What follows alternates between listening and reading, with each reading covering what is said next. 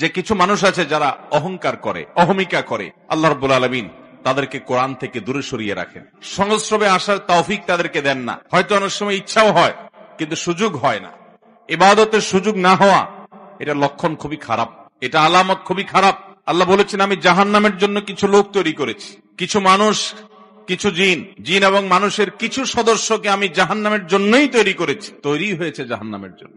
ভাইরা আমার, সে হতভাগা মানুষগুলোর আলামত আল্লাহ বলেছে, তাদের আলামত হলো লাহুম কুলুব, তাদের অন্তর আছে কিন্তু লা ইয়াফকাহুনা বিহা, অন্তর দিয়ে কিছুই অনুধাবন করে না, অন্তর দিয়ে তারা উপলব্ধি করে না, অন্তর কার্যকর না, অন্তরের উপরে গোমরাহির প্রলেপ পড়ে গেছে। গুনাহ করতে করতে করতে করতে হাদিসে আসছে, নবী করিম সাল্লাল্লাহু আলাইহি ওয়াসাল্লাম বলেছেন, যখন মানুষ কোনো গুনাহ করে, আল্লাহর একটা নাফরমানি করে, একটা হারাম কাজ করে, তখন তার কলবের উপরে একটা দাগ পড়ে, আরেকটা যখন করে আরেকটা দাগ পড়ে। এভাবে দাগ পড়তে পড়তে পড়তে একটা আয়না যেরকম অনেকগুলো দাগ পড়তে পড়তে একটা পর্যায়ে ওই আয়না দিয়ে আর চেহারা দেখা যায় না, ভালো মন্দ নিরূপণ করা যায় না।